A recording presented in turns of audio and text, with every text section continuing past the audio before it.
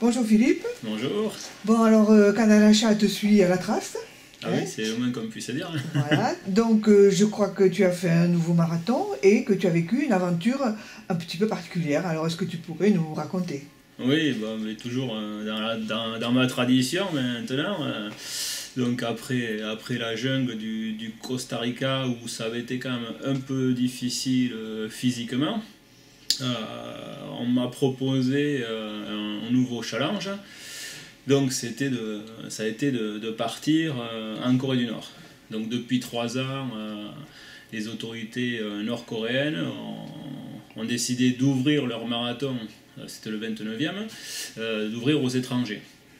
Donc grosso modo, il y a 1000 étrangers qui viennent chaque année.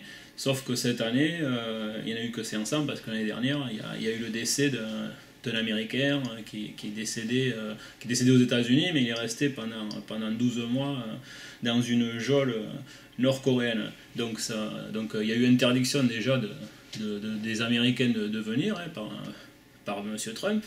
Donc ils avaient interdiction de venir sur le sol nord-coréen. Et donc, pour rentrer dans ce pays, c'est déjà très très compliqué. Alors qu'est-ce qui t'est arrivé à toi exactement? Alors bon, déjà il faut obtenir un visa. Donc on est obligé de passer par la Chine pour aller chercher le véritable visa, plus les billets d'avion de Pékin jusqu'à Pyongyang. Donc j'ai commencé à être embêté à Paris. Donc je suis parti avec Air China. Et en fait, il existe une loi où on n'a pas besoin de visa pour entrer en Chine. Si on y reste, si on a une entrée et une sortie, on n'est pas obligé de prendre un visa. Il y a une histoire de 72 heures. Sauf que donc, moi, j'arrive et mon visa, c'était un scan. Il n'y avait même pas le devant ni rien. Donc déjà, la première personne ne voulait pas m'enregistrer. Elle a appelé son chef, qui lui-même a appelé une super chef. Donc j'ai une très gentille chinoise qui est venue me dire que si j'arrivais là-bas, on m'expulsait. Donc heureusement... Ça c'était déjà à Paris? Ah, ça c'était à Paris. Donc comme je suis quelqu'un de bien organisé, j'avais tout le dossier, j'avais tout sur mon portable, les doubles des mails et tout. Donc elle a fait une photocopie de tout ça. Elle a appelé son ambassade à Paris. Et au bout d'une heure, ça s'est décanté. Donc je suis passé à une 4e personne pour m'enregistrer. Donc déjà j'étais pas du tout stressé, j'étais déjà bien en âge. T'es arrivé à Pékin quand même? Oui, je suis arrivé à Pékin, je me suis dit à Pékin, je vais être embêté aussi. Finalement, ça c'est bon, il y a la lenteur administrative, mais bon, ça s'est relativement bien passé. Donc après, c'était un jeu de piste aussi, parce que ça, c'est le dossier, il fallait que je me rende dans un marché à Pékin, parce que le taxi pouvait me laisser à une adresse juste devant le marché. Après, j'avais une photo sur une rue à gauche avec 2 arbres. Il fallait que je trouve un marchand de DVD et un marchand de fringues. Une fois que j'étais là, il fallait que je trouve un portail. J'ai trouvé le portail, je me suis dit, tout va bien, quoi. Et après, il fallait que je trouve le bâtiment. J'arrive devant le bâtiment, je suis les instructions, ring de bell. Sauf que impossible de trouver la sonnette, quoi. Et puis là, je suis resté au moins un quart d'heure, je me suis dit, comment je rentre? Alors je tapais contre la porte. Et en fait, en tout petit, il y avait des inscriptions chinoises et il y avait marqué presse 105 ou 106. En fait, il y avait un digicode, quoi. Donc là, à partir de là, j'étais un peu plus serein. Et donc, bon, ben là, j'étais le seul Français du groupe, là. Donc, on a eu un briefing de 2 heures sur ce qu'on ne pouvait pas faire, quoi. Enfin, en fait, on ne peut rien faire là-bas par se taire. Et donc, c'était surtout les consignes de sécurité. Alors, donc là-bas, il l'appelle Kim Yoon-yoon, il l'appelle soit le maréchal, soit le leader suprême. Et comme il est souvent dans les journaux tous les jours, ou un truc comme ça, donc si on est en possession d'un journal et qu'il y a sa photo, il ne faut surtout pas plier comme ça. Si vous pliez comme ça, là, vous risquez déjà la prison. Alors imaginez, vous avez eu l'autre journal, vous le mettez à la poubelle, là c'est pareil, interdiction. Donc en fait, il faut le tenir soit à plat, soit le tenir comme ça. Donc ça, c'est juste pour un journal, quoi. Donc on sort de là au bout de 2 heures, on se dit ben, c'est pas gagné l'histoire, quoi. Donc je suis reparti à l'hôtel le lendemain matin. Donc départ pour Pyongyang. Donc là, dans l'avion, j'avais récupéré mon vrai visa. Et donc là, il y a 3 dossiers à remplir. Un premier, un dossier médical. Donc il fallait dire dans les 10 jours notre itinéraire. Savoir si on a vu la rougeole, la diarrhée, la totale. Voilà, ça c'est le premier choc. Le deuxième, il faut remplir comme si c'était un autre visa. Donc on redéclare une nouvelle fois qu'on n'est pas journaliste, parce que les journalistes c'est interdit dans le pays. Et la troisième phase, donc là c'était le plus compliqué. Il fallait déclarer exactement ce qu'on avait comme argent. Donc si on avait 200 € et ça en dollars, il fallait vraiment tout déclarer, ce qu'on avait dans la valise. Et après il y avait les choses un peu à risque. Là il fallait mettre oui ou non. Et donc style le téléphone, si on avait, bon forcément on mettait oui. Est arrivé le cas du GPS. Donc est-ce que je joue avec ma montre GPS ou pas? Bon, j'ai joué, donc j'ai dit que j'en avais pas. Je me suis dit, bon, je demandais ce que je risquais, c'était juste de l'avoir confisqué. Et puis j'avais un magazine, j'ai dit que j'avais un magazine. Et donc en fait, quand on est sorti de l'avion, tout le monde se regardait pour savoir qui c'est qui allait passer en premier, quoi. Donc je me suis dit, bon, moi j'avais un bagage à main, je me suis dit, bon, j'y vais. Et puis en fait, tout ce cérémonial, c'est allé à la vitesse de l'éclair, quoi. J'ai donné mon papier, donc le dossier médical, je suis passé, le gars il m'a juste pris. Au passeport, il m'a demandé mon nom et mon prénom. J'ai dit, bon, ben, j'ai répété ce qu'il y avait écrit. Hein. Je suis passé, et en fait, je suis arrivé le premier, donc face au truc à métaux, et la déclaration de l'argent et tout ça, quoi. Et à ce moment-là, ben, l'Australien qui s'occupait du groupe, il vient me dire que ben, je pouvais y aller parce que j'étais pas avec le groupe. Hein. Alors, il me dit, oui, tu vas être accompagné par 2 guides et tout. Bon, alors ça m'a un peu perturbé. Du coup, j'ai posé le truc à bagage et je suis passé avec ma ceinture, mon portefeuille et tout. Alors, évidemment, j'ai sonné de tous les côtés. Et puis finalement, j'ai un peu dédramatisé, j'ai rigolé. Donc du coup, ils m'ont pas contrôlé la montre, ils ont juste m'ont pris mon téléphone et mon argent. Le seul truc, donc il y a la GoPro aussi. J'avais déclaré ma GoPro. En fait, ce qu'il m'a demandé, c'était mon magazine. Et c'était un magazine de trail. Mais il a fallu quand même qu'on allait montrer à un chef que c'était bon, que je pouvais passer, quoi. Il y a une autre personne, il me l'a raconté après, il avait le Lonely Planet, Corée du Sud, Corée du Nord, et ça a été confisqué. Ouais. Donc, bon, avec moi, je suis passé comme une lettre à la poste. Sauf que je sors, j'arrive dans le hall, forcément, il n'y avait que des militaires et 2 personnes. Je dis, c'est pour moi, quoi. Donc, je commence à demander, elle me dit, non, on attend quelqu'un de 50 ans. J'ai dit, c'est moi. Ah bon, vous en faites 35. Alors, je me suis dit, tiens, c'était assez flatteur. Mais donc, il a fait quand même, je lui ai montré mon passeport pour dire que c'était bien moi, quoi. Et donc, bon, la fille m'a dit de l'appeler Kim. Et la personne en noir, je ne sais toujours pas, je crois que je ne saurais jamais comment il s'appelait, quoi. Et donc, bon, apparemment, il était avec... je l'ai appelé tout le temps l'homme en noir. Et donc, on sort de là, donc elle m'explique que j'aurais un chauffeur et le pseudo-guide, quoi. Et tous les autres participants n'étaient pas avec toi? Non, ils n'étaient plus avec moi, ils étaient au bagage, encore, ils n'étaient toujours pas passés. Hein. Donc, on sort de l'aéroport, et là, il fallait que je mette des bagages dans un Q7 Audi noir, vitre teintée. Je dis, alors attends, je suis dans un pays totalitaire, plus ou moins communiste. Je dirais qu'ils ont une bagnole, c'est le symbole du capitalisme, quoi. Mais j'ai tilté là-dessus, quoi. Mais donc je rentre dans la voiture, il y avait un petit panneau en anglais, interdiction de prendre des photos depuis ce véhicule pour des raisons de sécurité. Bon, je me suis dit, ça va donner, quoi. Et puis, l'homme en noir a commencé à parler pour réquisitionner mon passeport. Donc là, j'ai essayé de lui expliquer pourquoi, enfin, de lui demander pourquoi, puisque j'avais fait le visa et tout. Et c'est comme ça, pour vérification. Bon. Et puis, on a commencé à partir. Et donc là, au bout de 200-300 mètres, donc la guide qui parlait français me demande, vous êtes journaliste ou grand coureur de marathon? Donc j'ai eu beau lui expliquer que je travaillais à Intersport, Ça, elle ne le pigeait pas. Donc, elle me dit... et à chaque fois, c'était récurrent, c'était la même question. Donc, je répondais à la même chose.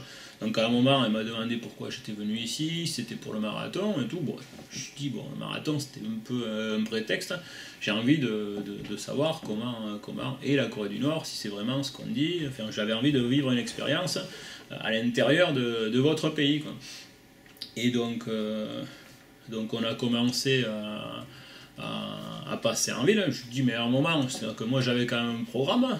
Ah, quel est votre programme? Alors je me suis dit, bah, si vous êtes mes guides et que vous n'êtes pas au courant, on est mal barré là. Et puis donc, du coup, j'ai improvisé, tiens, il y a la tour à voir. Et donc, j'ai fait un peu les visites que je voulais faire. Donc, je suis allé en haut de Junj Tower. Elle fait quand même 170 mètres. Donc, j'ai demandé à monter. Donc, on m'a dit, ah, mais c'est payant, c'est 5 euros. Ah, je dis, c'est bon, quoi. Je suis là pour visiter. Donc là, je suis tombé sur une guide anglaise. C'est pareil, ils avaient décidé tous que j'aurais 35 ans. Donc, je suis monté. Et puis là, bon, la ville, elle est assez surprenante. On aurait dit une ville de Lego, quoi. Alors, par contre, ils ne savaient pas ce que c'était les Lego, quoi. Donc, j'ai essayé de leur expliquer. Bon, c'est pas bien pigé. Mais voilà, 170 mètres d'eau. Bon, après, il faisait très froid. Il y avait beaucoup de vent, donc on n'y est pas forcément resté. Et quand on est redescendu, donc j'avais le truc, bon après j'avais le contact facile, que ce soit avec la française et l'autre guide qui parlait anglais. Là, les embêtements qui commencent, elle m'offre un journal. Je me suis dit, parce que moi, le coup de plier le journal, je vais dire, au moins, je vais pas en prendre. Et donc, en fait, elle m'a offert le journal où leur leader suprême est allé en Chine. En fait, c'était la première fois qu'il sortait de son pays. Et pour eux, c'était historique. Donc, ils en avaient des piles énormes. Et donc, j'étais à mon truc. Et en fait, elle me l'a replié délicatement. Et elle me l'a mis dans un tube. Donc, je me suis dit, bon, ça va vite finir dans le sac. Et puis voilà. Et après, je voulais faire d'autres visites. Et là, ils m'ont dit, donc, par contre, l'homme en noir était resté en bas avec son téléphone. Et là, il fallait faire le tracé du marathon. Et je leur ai dit, mais je veux faire demain en courant. Je dis, moi, il n'y a pas de souci. C'était le lendemain que le marathon avait lieu? Oui, c'était le lendemain. Et donc, on est parti. Alors, c'était totalement inintéressant. Alors, je lui ai dit, tiens, je préfère aller voir les 2 statues là-bas que faire ça. Donc là, ils m'ont dit, non, c'est interdit aux étrangers. C'est vraiment que pour les Coréens. Donc, bon, j'y ai pas droit. Bon, j'ai insisté 3-4 fois, mais bon... j'ai vu que ça marchait pas, quoi. Donc ils m'ont expliqué qu'ils n'avaient pas de race chez eux, donc que ça se passait bien comme ça. Et puis donc c'était 17h, ils m'ont dit on va aller manger. 17h manger déjà, c'est trop tôt. Ben j'ai dit ouais, bon, ben on y est allé quand même. Et donc on arrive dans le restaurant. Évidemment il n'y avait que nous. Et là j'ai eu droit à une fondue coréenne. Donc là, l'homme en noir était face à moi, il a commencé à me servir du thé, à tout me après ils m'ont bichonné, bon après j'avais pas à me plaindre, c'était pas... Voilà. Et donc là, ça a recommencé, journaliste ou grand champion de marathon. Tu trouvais ça bizarre quand même? Ben oui, je peux faire... J'étais tellement dans mon truc de visite et tout ça, bon je me suis dit, bon ils me font visiter, peut-être parce que je savais pas si j'étais le seul français ou pas, bon...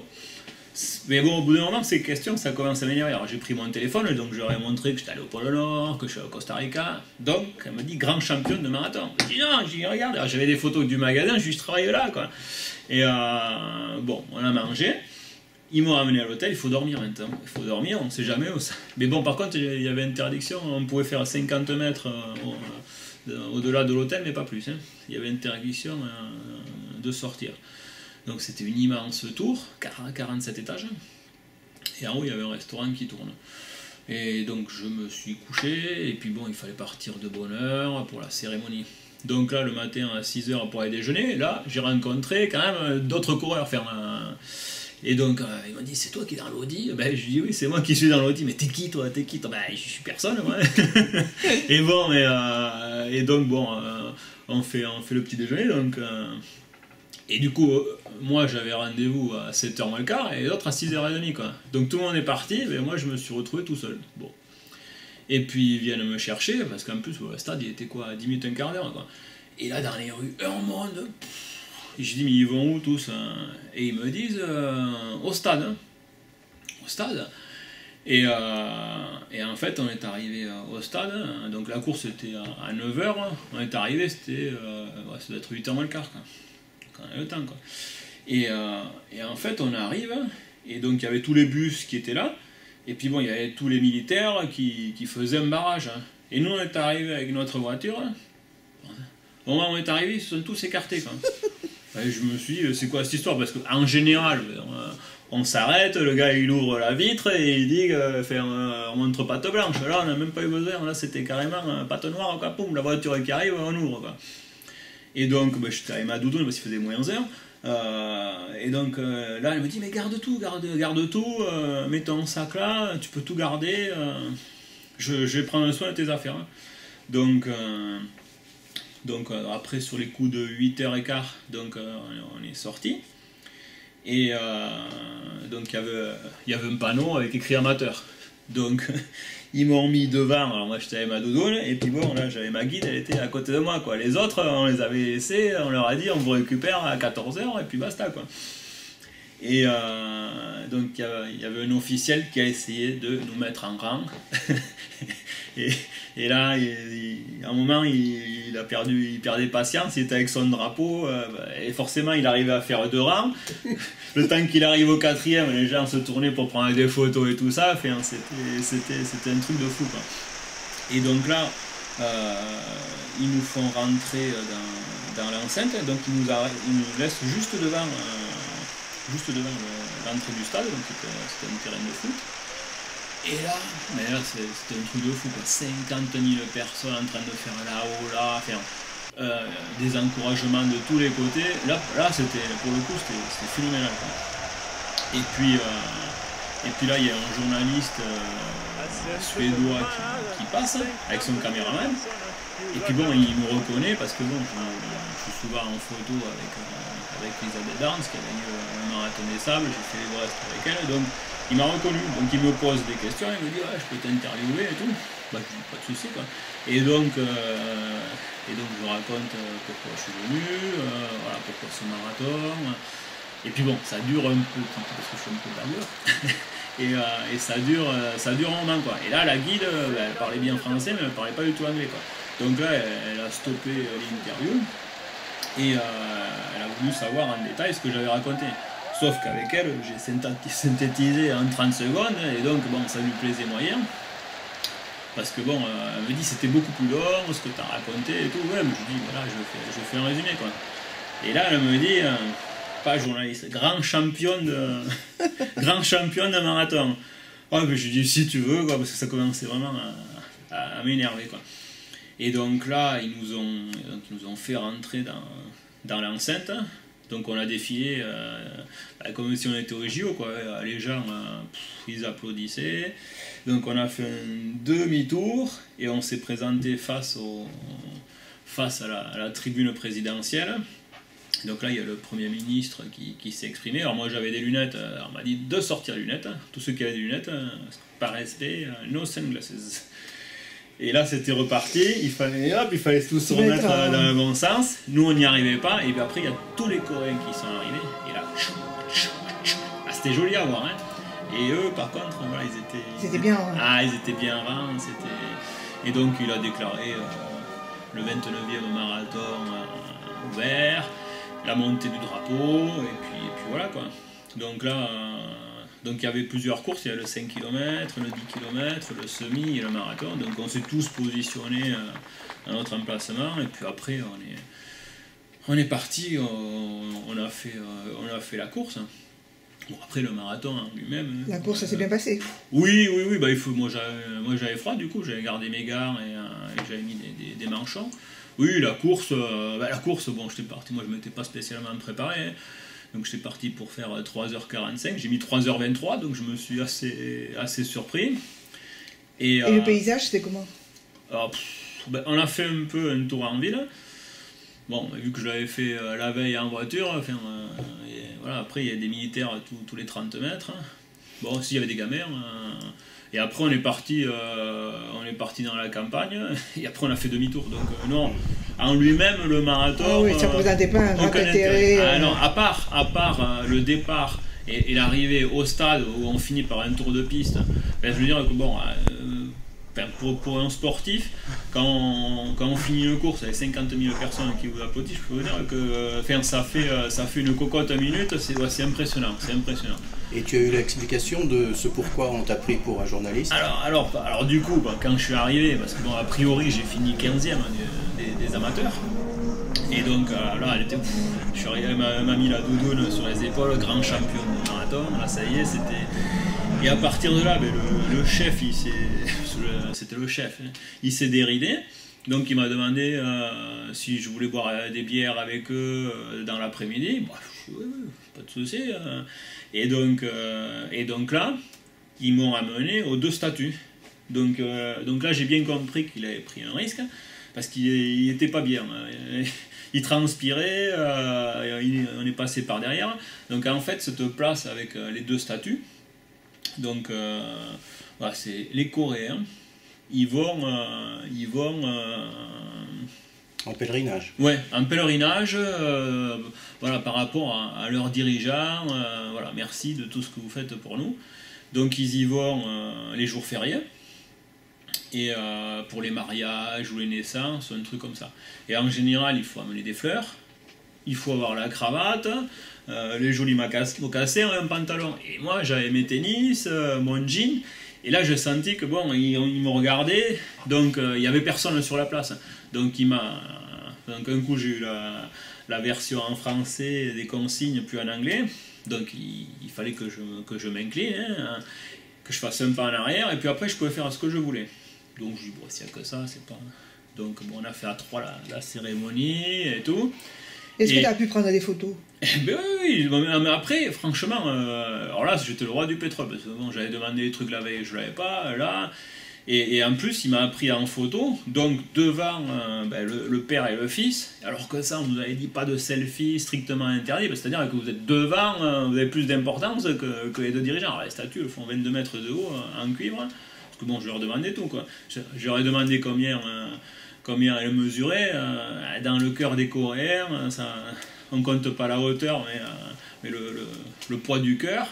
Voilà, bon, je trouvais ça un peu drôle. Bon. Et tu nous as pas dit pourquoi on t'a pris pour un journaliste. Voilà, et donc en fait, bon, au bout de 3 litres de bière, bon, la guide française nous avait quittés depuis un moment, et l'autre, en fait, il a commencé à un peu parler, quoi. Et en fait, ils ont regardé mon Facebook, mon Instagram, et en fait, ben, c'est vrai que je passe souvent dans les magazines, et souvent c'est moi qui écris l'article, quoi. Et donc déjà, ça les perturbait. Plus sur mon passeport, ben, tous les visas, tous les tampons entre l'Australie, la Chine, le Cambarnio, quand même, c'était russe. Donc il y avait le Costa Rica, et régulièrement, tous les 3 mois, un tampon. Ça les a... Ils ont trouvé ça louche. Voilà.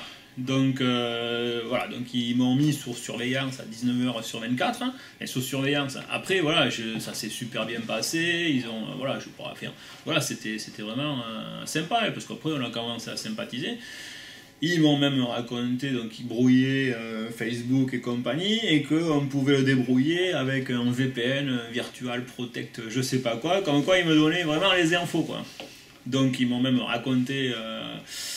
qu'il était allé en Chine, il s'est fait un peu tirer les oreilles parce qu'il fallait qu'il se calme, parce que du coup les Américains mettaient des taxes sur les Chinois, et que très vite il y aurait sûrement une tentative de réunification entre les 2 Corées, quoi. Donc on a pu parler politique avec un peu d'alcool, et donc ils m'ont ramené. Et ils parlaient quoi, anglais? Alors, il y avait la française. Ah, elle était toujours là. Alors, oui, elle était un peu pompette, mais elle était toujours là. Mais l'autre, après, il parlait anglais, mais c'était un peu plus difficile pour lui, quoi. Et donc, une fois qu'on a bu les bières, hein, ils m'ont ramené à l'hôtel, et là, en fait, il y avait un banquet, et j'ai pu manger avec les autres coureurs et discuter, quand même. Ah oui. Et après le départ, il n'y a pas eu de... On t'a rendu ton passeport? Ah, mais après la bière. Hein. Ah oui. Après les bières, on m'a rendu mon passeport. Non, mais après... Non, le lendemain, donc les autres sont partis à 6h15. Moi, je suis parti à 7h15. Alors là, j'ai eu un petit doute parce qu'on ne prenait pas le chemin de l'aéroport. Déjà, je partais une demi-heure, je me suis dit, qu'est-ce qui se passe? On part dans les bois, et puis en fait, on est arrivé dans un hôtel. Le monsieur en noir est sorti, il est revenu avec 2 enveloppes. Dans une enveloppe, il y avait mon diplôme et ma 15e place. Et sur l'autre, il m'avait trouvé une photo qu'un photographe avait pris. Voilà, il me dit, on vous l'offre. Grand champion de marathon. Ah, super. Dis donc.